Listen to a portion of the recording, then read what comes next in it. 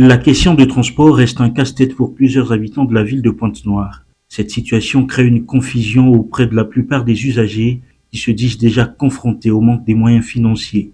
Les prix sont fixés par les conducteurs eux-mêmes de façon unilatérale selon les destinations, évoquant la hausse des prix de carburant à la pompe et le délabrement très avancé des chaussées de certaines routes. Ne sachant à quel sens se vouer, les usagers se plaignent de ce désagrément qui les empêche souvent à vaquer à leurs occupations. Dans les vacances, il n'y a pas trop de difficultés.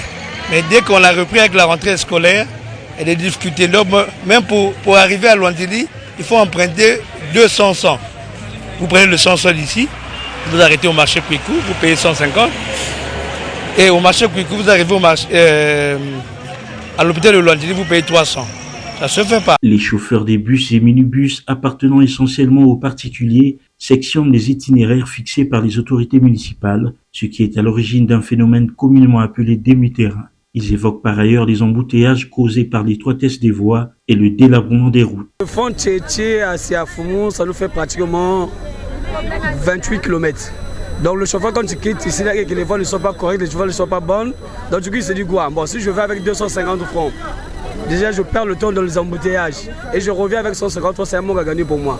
D'où parfois les chauffeurs se disent quoi? Bon, je prends ici jusqu'à Sympathique qui me fait 200 francs et je prends de Sympathique jusqu'à Siafoumou qui me fait 350 francs la personne.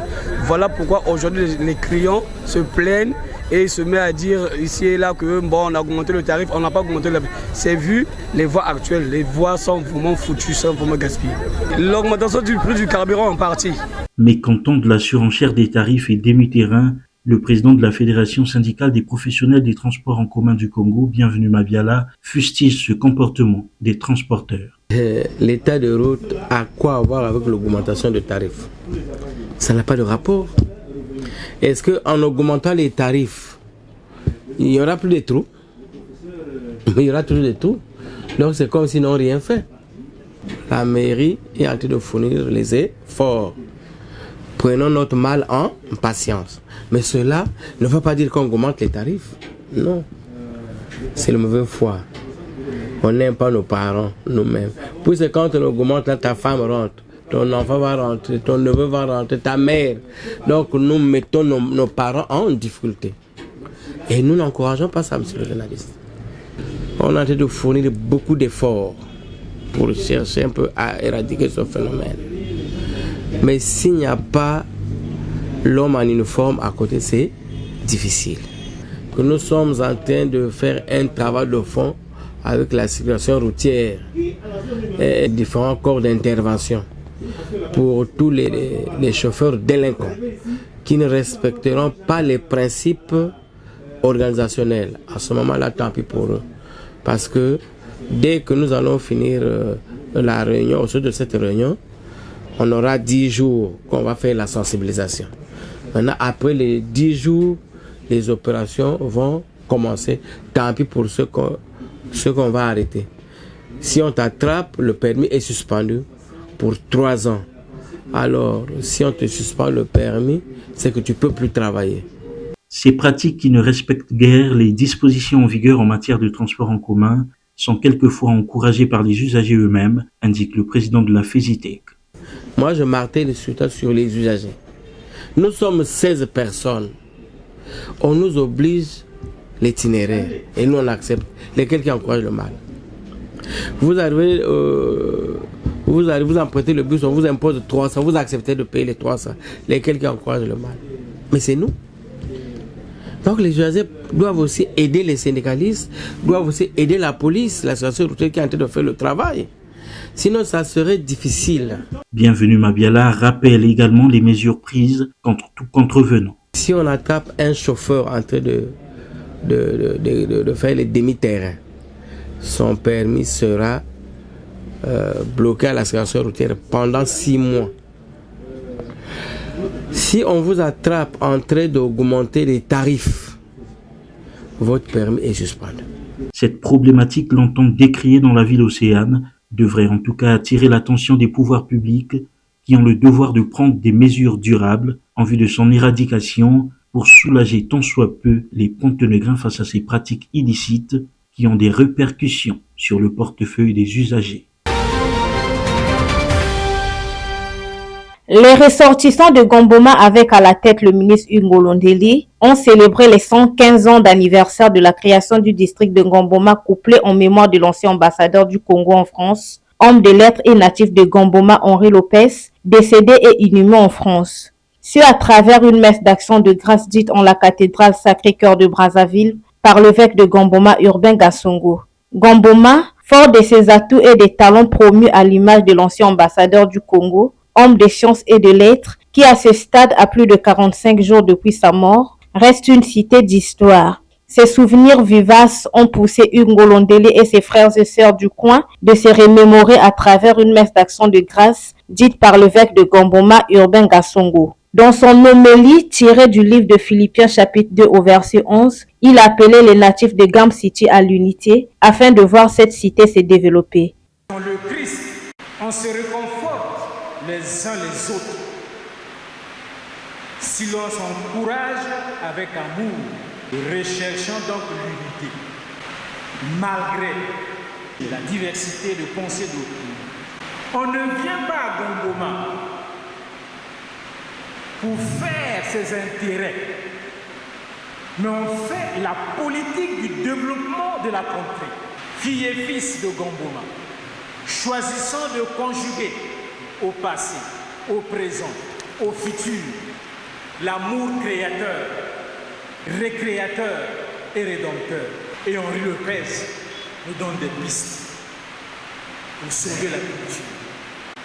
Grâce aux ressources du patrimoine culturel dont il est doté dès sa naissance, il est en mesure de parvenir à un développement de soi serein et équilibré.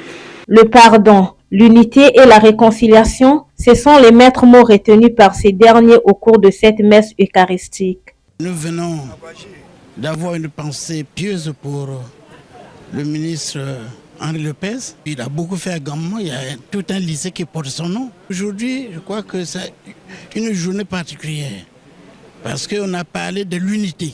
Mais il faut que, à la fin de cette homélie, que les enfants, les filles et les fils de Gomboma se comportent réellement en frères. Et elle correspond d'ailleurs à ce que nous ressentons tous par rapport à Gomboma, qui est une ville, un district qui a plus de 100 ans, 115 ans. Nous retrouver ici, entre fils et filles de Gomboma, où nous sommes tous des parents, est une bonne chose parce que nous étions en communion avec Gomboma. Nous étions en communion avec les ancêtres de Gomboma. Pour votre gouverne, Gomboma, souvent appelée Gam City, est une ville de la République du Congo, située au centre dans le département des Plateaux. Le ministre des Hydrocarbures, Bruno Jean-Richard Itoa, en mission à Pointe-Noire, a procédé à la visite des différents compartiments de l'Université catholique du Congo-Brazzaville, située à Liambou dans le département du Kwilu. Bâtie sur une superficie de 10 hectares, l'Université catholique du Congo-Brazzaville comprend des salles de classe, des amphithéâtres, des espaces de restauration et un campus pour loger les étudiants. Cette université à vocation scientifique pourrait être opérationnelle en février ou en mars 2024.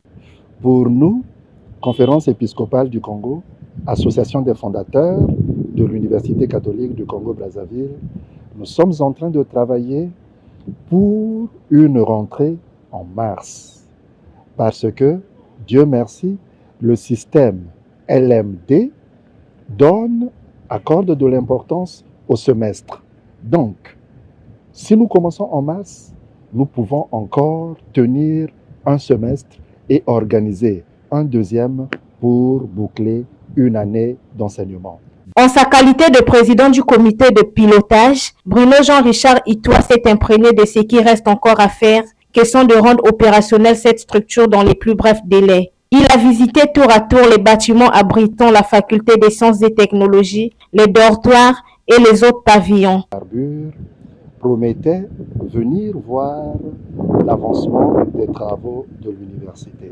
Aujourd'hui, il a dû se faire violence pour qu'il vienne voir de ses yeux le niveau d'avancement de ces travaux. Parce que le ministre des Hydrocarbures est en quelque sorte le représentant du gouvernement congolais dans l'exécution du projet. Avec l'apport des sociétés pétrolières opérant dans le pays, la mise en service de cette université permettra d'offrir aux jeunes un cadre propice d'enseignement supérieur. L'école est ouverte à tous les étudiants en quête de formations qualifiantes de qualité. Le projet initial est de 3 facultés sur le site de Liambo, parce que c'est un site de 10 hectares. Mais il n'y a qu'une seule université qui commence, l'université de sciences et technologies, qui devra avoir 6 filières. Donc, la 3e année de son début, l'université est censée organiser 6 licences dans le parcours académique. Voilà un peu l'offre que l'université présente à la jeunesse congolaise. Signalons que l'Université catholique du Congo-Brazzaville est le fruit d'un partenariat entre le gouvernement congolais, la conférence épiscopale du Congo et aussi certaines sociétés pétrolières, notamment Total Énergie, Chevron et la Société nationale des pétroles du Congo. Le ministre de la Coopération internationale et de la promotion du partenariat public-privé, Denis Christelle Sassou Nguesso, et l'ambassadeur du Mali au Congo, Hadjibou Diallo, ont exploré le 12 janvier à Brazzaville les opportunités de renouveler la coopération bilatérale entre les deux pays. S'agissant de la coopération bilatérale, évidemment, nous avons identifié un certain nombre de secteurs porteurs, notamment l'agriculture, la culture, et puis l'artisanat, et beaucoup d'autres domaines qu'on appelle porteurs. Et les équipes du ministère de la coopération et celles de l'ambassade doivent se voir très bientôt pour faire un peu le bilan des différents accords qui ont été signés. Cette rencontre a aussi permis aux deux personnalités d'évoquer des nouveaux accords adaptés aux besoins des populations des deux pays, des populations du Congo et du Mali, et qui vont être signés à la seconde grande commission mixte Congo-Mali prévue cette année. Le Mali et le Congo ont signé depuis les années 80 ce qu'on appelle un accord pour la création de la grande commission mixte, et des accords avaient été signés dans les années 60 et dans les années 80. Donc il s'agit de faire l'évaluation de tout cet arsenal juridique afin d'en tirer la quintessence et voir également de nouveaux accords qui pourraient être signés au cours d'une prochaine commission mixte qui se tiendra très certainement au cours de l'année 2024. Notons que c'est depuis 2022 que Hadjibou Diallo est en poste comme ambassadeur du Mali au Congo.